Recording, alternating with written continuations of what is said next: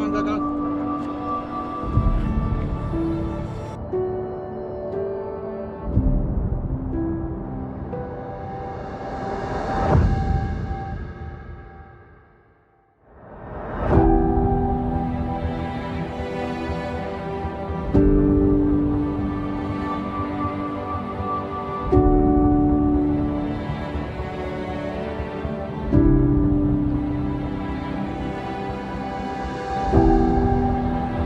Sirat həddindən artıq çox vətənpərvər idi.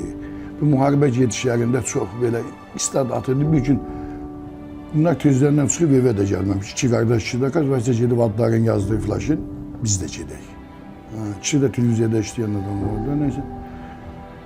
Təkər zad yığıb apardılar, sərhədlərə boşaldıqlar, eliflər, qalıqlar da gecəsi, sabah görür, dedim, harada, dedi, elə belə burada yığışmışdıq. Dedim, ay bana, siz işləyirsiniz də, dövlət səviyyəsində belə, dedi. Lazım olsa gedəcəyik də mən gedim.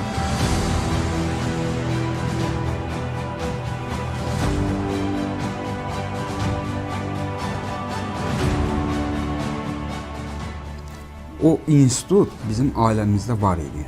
Vətənpərvərlik institutu bizim ailəmizdə var idi. Çünki biz odun alovun içindən çıxmışdıq.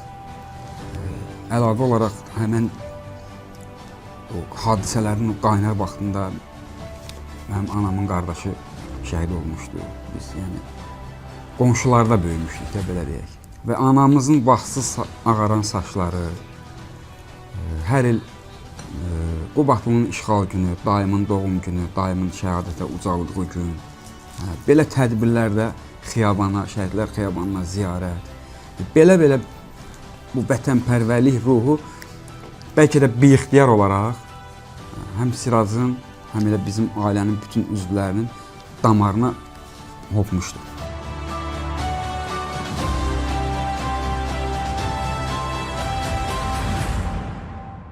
Oradan da tez-tez mənimlə əlaqə yaratmaq üçün dəfə həmişə də danışır, deyib, baba, mənim nənə xəyin ol, mənim nənə xəyin ol. Mən Sirazla həmişə fərq eləmişəm. Şirzadla da, Sirazla da. Siraz ümumi ailə uşağı idi. Biz həmişə məcburi köçkün uşaqları öz həyətdə o uşaqlar necə oyun qurub oynamır. Biz həmişə müharibə oyunları oynamışıq. Siraz orada özünü, Allah rəhmət eləsin, bizim unudulmaz qəhrəmanımız Çingiz Mustafayevə bənzədirdi. Hələ biz o zaman bilmirdik ki, bunların sən demə taleyində indi və sonradan da çox böyük bənzərliklər olacaq. Siraz çiyninə nəsə bir taxta qoyurdu, ya nə bilim yerdən bir qap tapırdı, qoyurdu. Niyə? Çünki biz Xocalının o kadrlarında, Çingizin o səsinin sədaları ilə böyümüşdük. O vətənpərvər, o Çingiz ağlayırdı, bunu çək, üzünü çevir, bax bu səsləri eşidə-eşidə biz böyümüşdük. Siraz həmişə özünü operator kimi aparırdı. Çox belə qayğıkeş. Bax, iki evində bütün qayğıların o aparardı. Şirzad oğlumun evin öz evini. Mən fəxr edirəm ki, mən belə oğul böyütmüşəm. Hər cürə atanın, ananın qayğısına qalan bir oğludur. Çox vətənpərvər oğludur.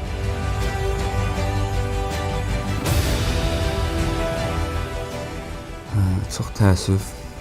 Təəssüflənmək, yəni qardaşım həyatdan köçüb. Təəssüflənməmək mümkün deyil. Amma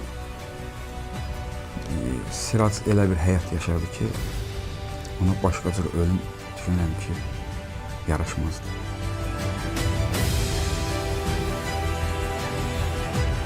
Çox sağ olsun bizim dövlətimizin başçısı, Ali Baş Komandan.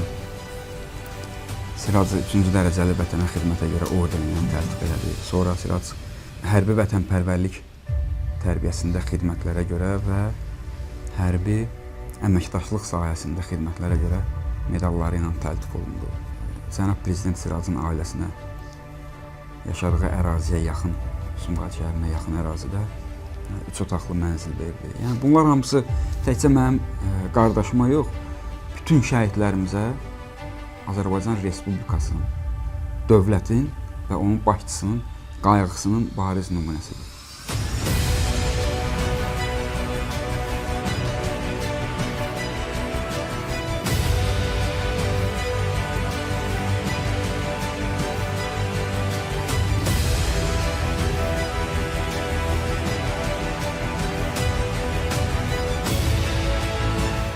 Allah sizdən də razı olsun. Təşəkkür edirik ki, gəlirsiniz, yad edirsiniz. Çox sağ olun. Ya bu sizin elə bu zəhmətinizin özü də şəhidlərin adının yaşamağıdır. Hər bir xırda şey onların adının yaşamağıdır.